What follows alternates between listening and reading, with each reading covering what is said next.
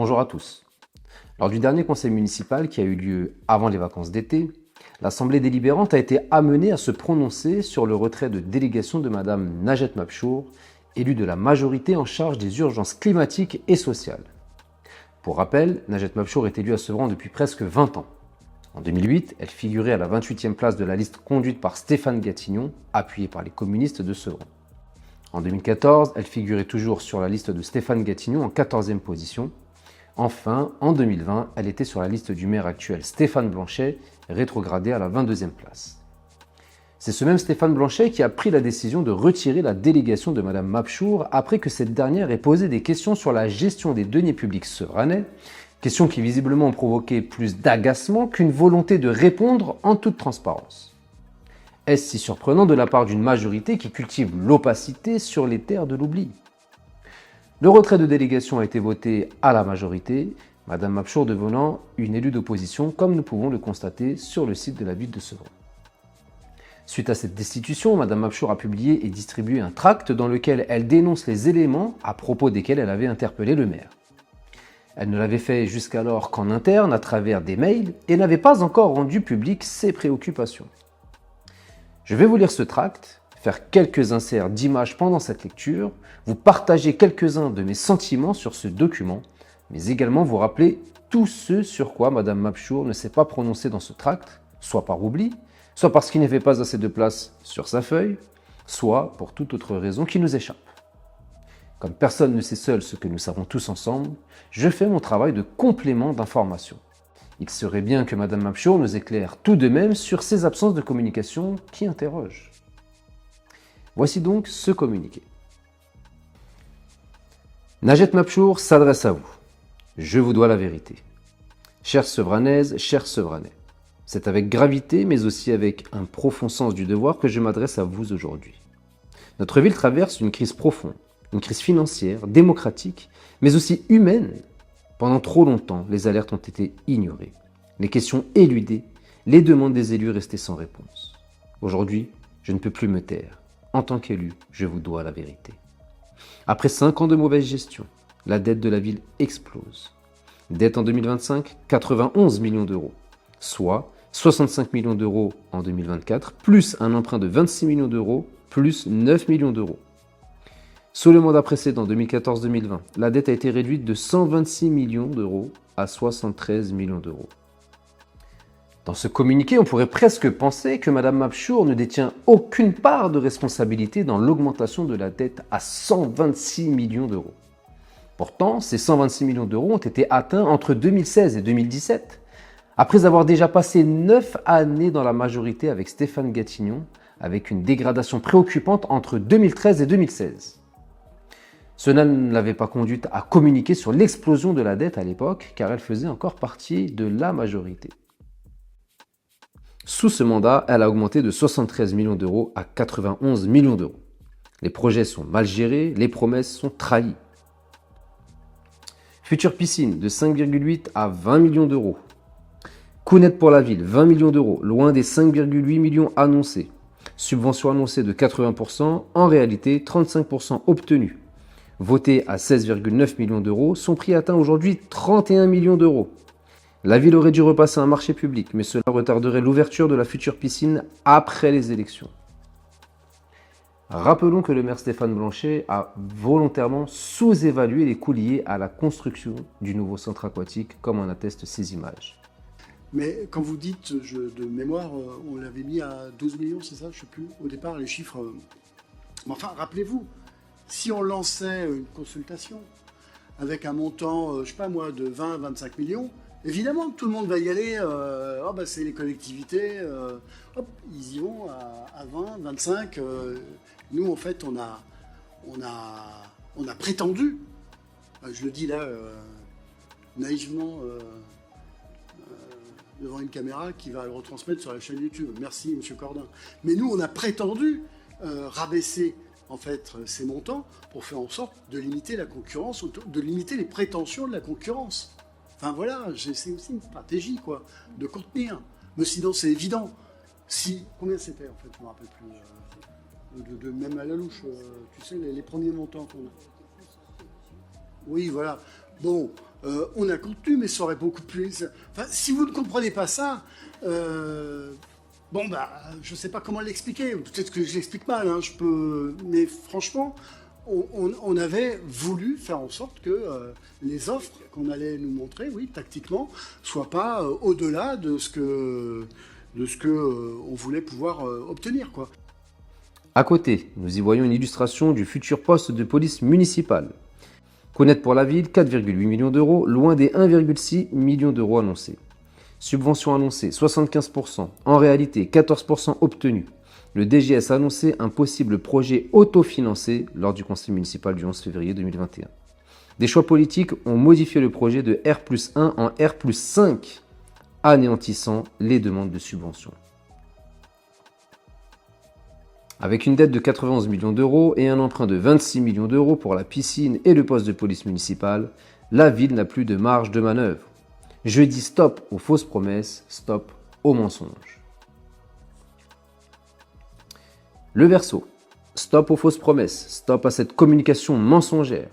Projet abandonné, promesses non tenues.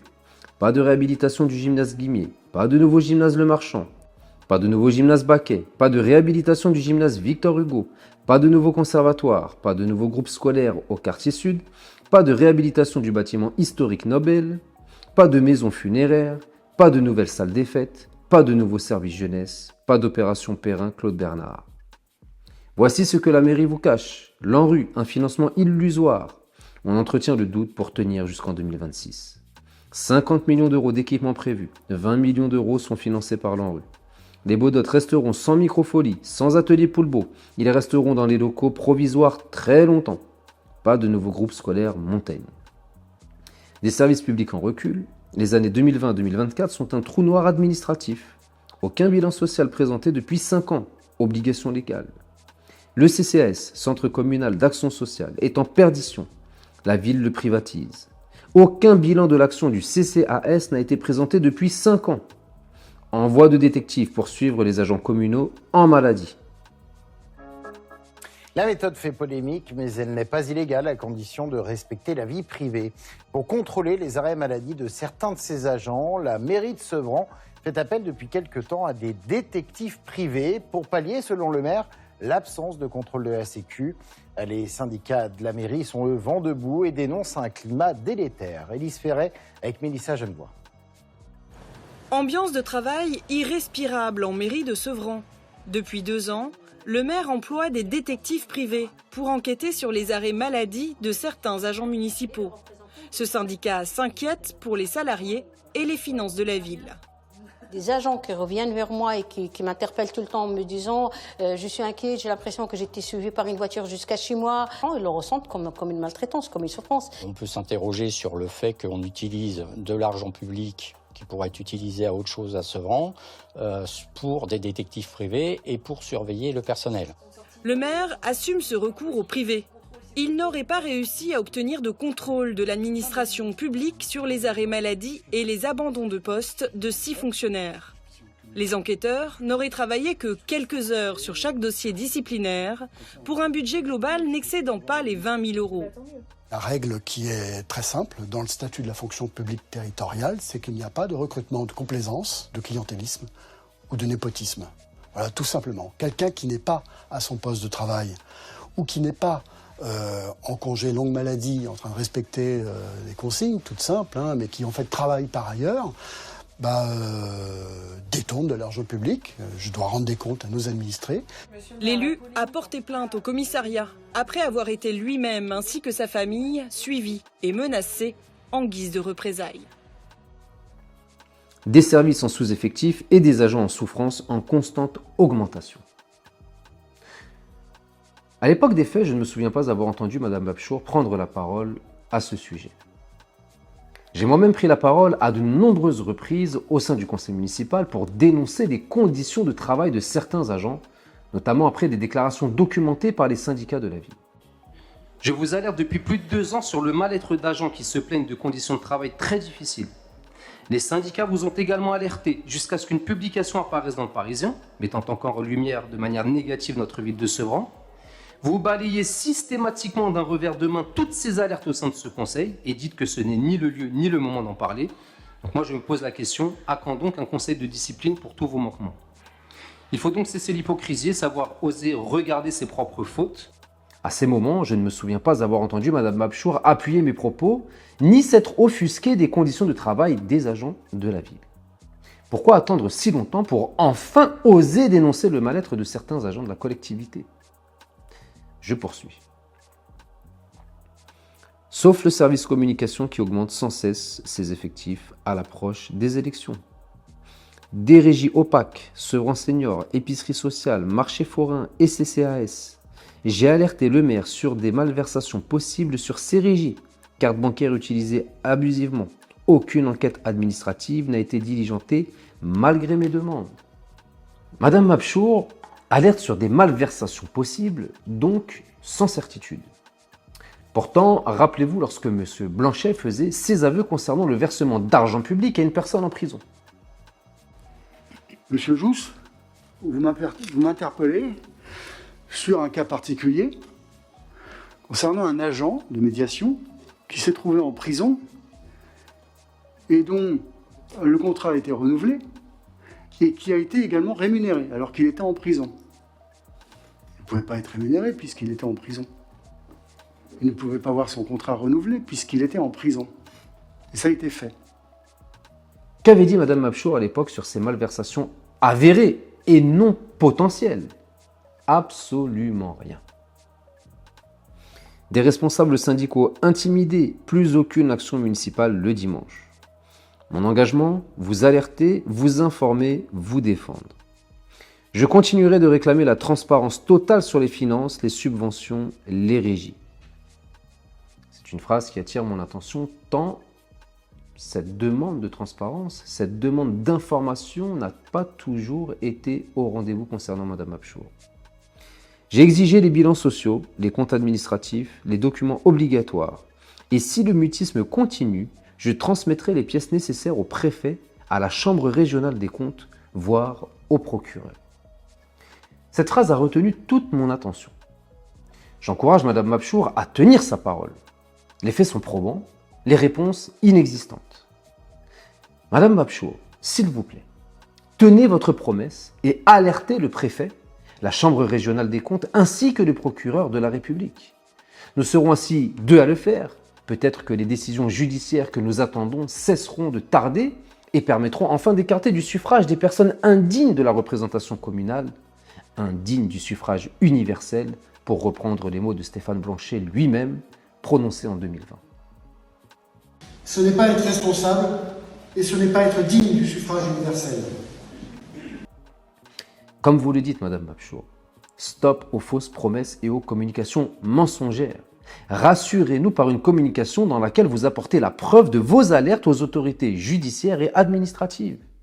Les faits sont suffisamment graves pour ne pas se contenter d'un tract sans effet.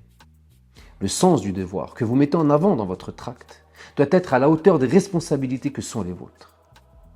Je poursuis. Sevran mérite plus de sérieux.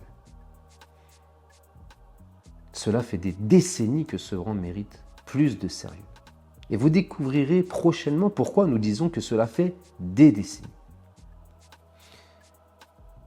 Nous méritons une ville où la parole des élus est respectée. Madame Mabchour, je ne vous ai pas vu vous manifester lorsque la parole des 21% de la population électorale sevranaise que je représente n'a pas été respectée. Ces fois où le sacré de la liberté d'expression politique a été à tort censuré. Ces fois où le micro m'a été coupé à plusieurs reprises lors du conseil municipal. Monsieur Blanchet, Merci à vous. Non, pour conclure, C'est moi qui conclue, monsieur Jousse. C'est bon. C'est bon, monsieur Jousse. Merci, monsieur Jousse. Vous n'avez pas à perturber la séance, s'il vous plaît. Monsieur Jousse. Je vais continuer le déroulé de la séance. Cette fois où les élus de la majorité ont fait un vacarme pas possible pour entraver mon expression au sein du conseil municipal. Monsieur Blanchet, je vous demande de faire un rappel, s'il vous plaît, pour le respect de mon intervention, parce que quand je prends la parole, je ne me permets pas de faire du bruit quand les élus de la majorité font des interventions. Donc, il est de votre devoir de faire respecter l'ordre au sein de l'Assemblée. S'il vous plaît, faites un rappel sur la tenue à adopter lorsque je prends la parole. Vous faisiez partie de ces personnes qui ne respectaient pas la parole de l'élu que je suis, mais vous voudriez que votre parole soit respectée. Pourquoi cette indignation à géométrie variable? Attention à ne pas devenir l'arroseur arrosé. Je poursuis. Une ville où les projets ne sont pas abandonnés dans l'ombre. Une ville qui ne ment pas à ses habitants. Une ville qui ne ment pas à ses habitants. Pourtant, lorsque M. Blanchet a menti aux habitants, prétendant avoir gagné une procédure judiciaire qu'il avait pourtant perdue, pourquoi n'avez-vous rien dit, Madame Mapchour? J'en ai parlé au conseil municipal et on a apporté la preuve factuelle. M. Blanchet a censuré ma prise de parole et coupé le micro. Dans le dossier du 8 rue Pierre Brossolette, oui, encore, n'en déplaise à ceux qui tolèrent l'intolérable, vous avez, je le rappelle, souhaité mettre une maman avec ses 4 enfants à la rue à la veille de l'hiver. L'intervention des bâtisseurs d'égalité a permis le rejet de votre requête par la justice, mais ce qui m'inquiète aujourd'hui dans tout cela, c'est votre capacité à avoir affirmé haut et fort, à plusieurs reprises et à différentes personnes, que vous aviez gagné face à cette dame et que la justice vous avait autorisé son expulsion. Vous savez très bien de quoi je parle, car la justice a accepté les pièces démontrant ce mensonge éhonté de votre part. Pour ceux qui en douteraient, je vous laisse quelques secondes écouter ces quelques mots. La décision de justice que nous avons fait appliquer à l'État, la décision de justice, elle était importante après pour faire comprendre qu'on a bien. Monsieur Jousse, ça suffit. Parce que, donc je préside la séance, c'est moi qui fais... Monsieur Jousse, juste une seconde. Non, vous dites pas non comme ça.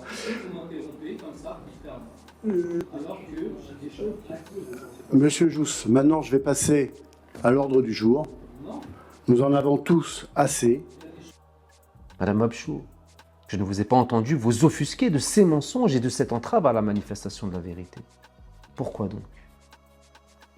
Je vous tiendrai informé, encore et toujours, avec détermination, avec loyauté envers Sevran et ses habitants. Signé Najet Mapchour, élu de Sevran, les écologistes indépendants. Je vais maintenant compléter certains éléments à propos desquels Madame Mapchour aurait pu s'exprimer dans son tract, éléments qui visiblement n'étaient pas une priorité pour elle. Je me rappelle tout d'abord lorsque M. Jean-François Bacon, élu à la culture, affirmait haut et fort, pas sans une certaine gêne toutefois, verser de l'argent public à des associations qui n'effectuaient pas les prestations pour lesquelles elles avaient perçu de l'argent public. Il osait parler de soutien à la culture, de soutien économique, alors que cela ne peut être qualifié que de détournement de fonds publics. Après, concernant les annulations reports, alors j'ai lu dans le journal de la ville que, et vous aviez dit c'est la dernière fois, que vous êtes fier de verser les acomptes et les avances aux personnes qui sont censées faire des spectacles. Donc dans le cas d'annulation, est-ce que ces gens-là sont amenés à rembourser ces avances? Ou comment ça se passe en fait? Monsieur Bacon. Alors, justement pour soutenir le monde de la culture, on a décidé localement de ne pas les contraindre à rembourser les acomptes. Voilà. Il y avait une autre question, non? C'est un soutien économique? Oui, c'est un soutien économique, évidemment. Voilà. Il y avait une autre question, il me semble, non? Non? D'accord. Madame Mapchour était bien présente ce jour dans l'Assemblée. Elle avait donc connaissance de cela, mais n'a jamais rien dit. Pas un mot sur ce tract. Je me rappelle également lorsque M. Blanchet avouait publiquement avoir versé de l'argent public et renouvelé le contrat de travail d'un agent de la ville, comme vu précédemment, mais remettons les propos de Stéphane Blanchet qu'il a tenus devant cette même Madame Mapchour. Il ne pouvait pas être rémunéré puisqu'il était en prison. Il ne pouvait pas avoir son contrat renouvelé puisqu'il était en prison. Et ça a été fait. Madame Mapchour était bien présente ce jour au sein du conseil municipal. Pourquoi n'a-t-elle rien dit? Il ne s'agissait pas de malversation potentielle, mais d'une malversation avérée, reconnue par son auteur. Pourquoi s'indigner lorsque le doute persiste et ne pas le faire lorsque le doute laisse place à la certitude? Lorsque M. Blanchet reconnaissait une erreur administrative ayant coûté plus d'1,5 million d'euros gratuitement à la ville, Je n'ai pas non plus entendu Madame Mapchour venir s'offusquer de cette gabegie monumentale. Elle était également bien présente ce jour-là, comme en attestent les comptes rendus des séances du conseil municipal que je vous affiche à l'écran. Lorsque la justice a reconnu que l'on pouvait qualifier M. Blanchet d'escroc et de marchand de sommeil car il mettait la vie de certains concitoyens en danger par des conditions d'hébergement incompatibles avec la dignité humaine, pourquoi n'a-t-elle pas dénoncé avec gravité et un profond sens du devoir ce comportement inacceptable? Pourquoi ne pas avoir été au chevet des citoyens sevranais à qui M. Blanchet voulait imposer la terreur de la rue? Parmi eux se trouvait une femme avec ses 4 enfants, dont 2 nourrissons. Une autre famille avec un enfant en situation de handicap. Pourquoi donc dénoncer des violences envers une femme lorsque cela la concerne et qu'il s'agit d'un simple retrait de délégation, et se taire lorsqu'il s'agit d'une femme à qui on veut retirer non pas sa délégation, mais sa dignité de femme, de mère de famille et de citoyenne sevranaise? Quelle indignité! Ces accusations sont aujourd'hui judiciairement incontestables. Lorsque le jugement a été lu et rendu public au conseil municipal, qu'a dit Madame Mapchour? Rien. Pourtant, j'interpellais l'intégralité des élus sur la situation en demandant la destitution du maire qui, après cette décision, se voyait devenir incompatible avec la dignité républicaine du mandat électif qui lui a été conféré. Encore une fois, pas un mot dans ce tract. Et lorsque M. Chauvet, à qui elle donnait parfois sa procuration au conseil municipal en cas d'absence, a osé dire que j'avais lancé une fatwa contre M. Bayon, stigmatisant ainsi toute une communauté et incitant à la haine et à la violence. Monsieur Jousse, qui êtes-vous pour être procureur et directeur de conscience de toute cette assemblée? Qui êtes-vous? Croyez-vous que Jean-François Bayon est hostile à la religion musulmane? Mais le croyez-vous vraiment? Lui qui est allé beaucoup de fois en Palestine soutenir les Palestiniens dans les villages. Mais où vous croyez-vous? Vous êtes dans une assemblée municipale, Monsieur Jousse, et vous avez sali l'honneur de Monsieur Bayon. Vous lui avez lancé une fatwa qui lui a fait beaucoup de mal et a dégradé son état de santé. Je vous accuse, monsieur. Quelle a été la réaction de Madame Mapchour? Aucune. Elle était pourtant présente également. Elle dénonce donc des problèmes économiques, mais ne dénonce pas des atteintes à la dignité humaine répétées. Où est la logique dans tout ça?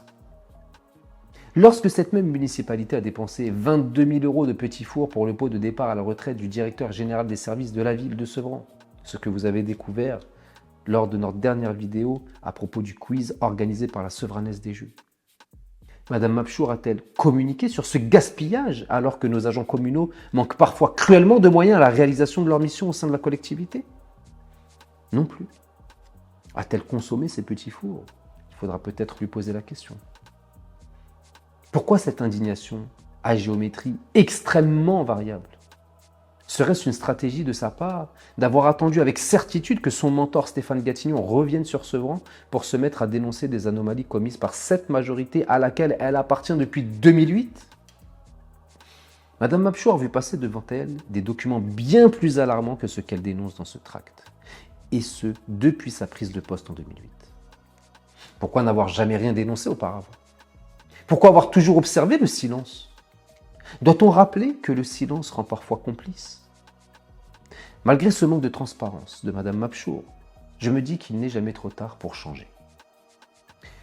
J'ai pris sa volonté de dénoncer ces anomalies financières comme une volonté d'entamer son repentir et d'avancer enfin dans le sens de la dignité républicaine. Comme le dit l'adage, mieux vaut tard que jamais. C'est pourquoi, lors de son retrait de délégation, j'ai été le seul à dénoncer le 2 poids 2 mesures opéré entre elle et Stéphane Blanchet qui n'a jamais fait l'objet d'un retrait de délégation malgré la commission d'infractions pénales extrêmement grave.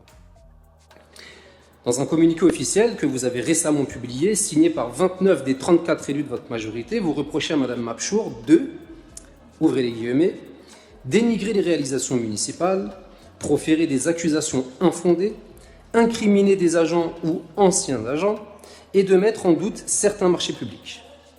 Trouvant ces méthodes inacceptables, vous décidez donc de lui retirer sa délégation car, je vous cite, « Il n'est plus possible de lui accorder la confiance politique nécessaire à l'exercice d'un mandat électif. » Et cette phrase, en particulier, a retenu toute mon attention.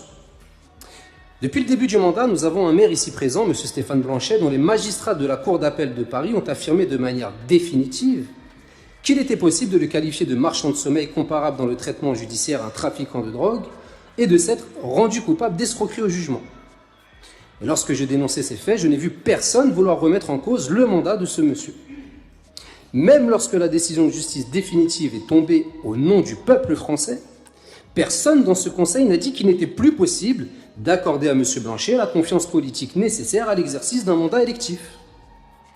Ce même M. Blanchet a reconnu avoir versé de l'argent public à un agent de la ville alors qu'il était en prison, et même avoir renouvelé son contrat de travail alors qu'il était en prison. Malgré un potentiel détournement d'argent public et un faux en écriture publique, personne n'a dit qu'il n'était plus possible de lui accorder la confiance politique nécessaire à l'exercice d'un mandat électif. Ce même M. Blanchet est aujourd'hui poursuivi dans le cadre d'une information judiciaire pour discrimination car il a bafoué les droits constitutionnels de la population sevranaise, notamment son droit à la liberté d'expression politique, procédure qui a même fait la une du Parisien 93. Ce même M. Blanchet a reconnu que l'erreur de certains administratifs, dont il est l'employeur, avait coûté plus d'1 demi-million d'euros d'indemnités compensatrices aux Sevranais. Le pot de départ à la retraite du directeur général des services de la ville a coûté plus de 22 000 euros de petits fours pour se remplir la panse avec l'argent des Sevranais. M. Blanchet a également pris de l'argent public pour des protections fonctionnelles avec lesquelles il a perdu ses procédures et tenté de camoufler ses défaites à la population sevranaise. Avec ses décisions judiciaires, ses infractions, ses poursuites judiciaires et cette gabegie financière, personne, et je dis bien personne, n'a dit qu'il n'était plus possible de lui accorder la confiance politique nécessaire à l'exercice d'un mandat électif, hormis moi bien entendu qui ai déjà demandé son éviction. Il est encore bien présent ici en tant que premier magistrat de la ville, avec le silence complice de l'ensemble des élus du Conseil. Et Madame Mapchour, gagnée par cette volonté de justice sociale, peut-être tardivement, c'est sûr, mais mieux vaut tard que jamais, demande à être éclairée sur des zones qui lui paraissent ombrageuses concernant la gestion des deniers de notre ville. Au lieu de vous justifier légalement en apportant toutes les preuves de votre bonne gestion, vous préférez sortir la guillotine pour couper la tête de son mandat politique au sein de cette majorité despotique. On ne peut pas dire que Mme Mapchour, d'elle, qu'elle est un marchand de sommeil ou un escroc, mais c'est elle que l'on bazarde sans vergogne. Le maire ici présent a commis des faits bien plus graves et se maintient, et celle qui ose réclamer un peu plus de considération se retrouve dans l'ablation de sa délégation. Je ne me vois absolument pas voter ce retrait de délégation qui constitue, selon moi, une rupture d'égalité manifeste entre le traitement réservé à Mme Mapchour qui ne fait que demander des comptes sur la gestion des deniers publics et le traitement réservé à M. Blanchet qui a commis bien plus grave sans que personne ne s'en émeuve au sein de cette Assemblée. Et si retrait de délégation il y a, je demande à ce qu'on vote dans la foulée le retrait de délégation du maire Stéphane Blanchet qui, pendant tout ce mandat, a commis des faits bien plus graves que se reprochait à Mme Mapchour. Je l'ai fait sans rien attendre en retour et l'ai fait par conviction et par volonté de respecter cette transparence qui m'est chère. Mais Mme Mapchour n'a pas jugé utile de saluer cette intervention, même en privé lorsque je l'ai croisée à plusieurs reprises. Cela pose question. Je me rappelle un jour lui avoir préconisé de démissionner de son poste si elle n'était plus en adéquation avec la gestion de cette majorité à laquelle elle appartenait. Elle m'avait répondu qu'elle attendrait que ce soit le maire qui prenne cette décision et qu'elle ne lui ferait pas le plaisir de démissionner. A-t-elle fait en sorte de provoquer ce qu'elle souhaitait voir arriver afin de susciter l'émotion et l'empathie chez la population sevranaise la moins aguerrie? Chacun apportera la réponse qui lui semble la plus adéquate à cette interrogation. Quoi qu'il en soit, ce tract de Mme Mapchour interroge et met en lumière un deux poids deux mesures dans l'indignation qui est la sienne.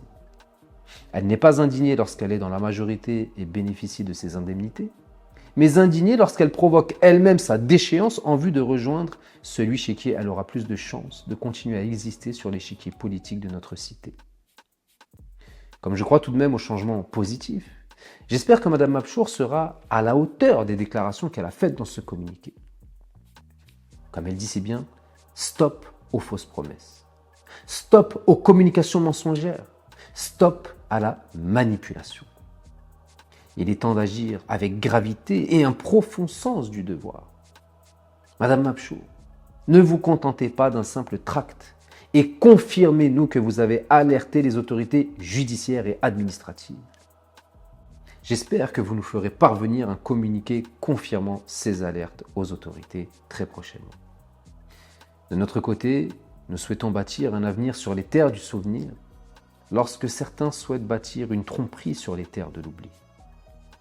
Le devoir de mémoire nous oblige au rappel. C'est donc pour cela que je vous devais la vérité à propos de ce tract.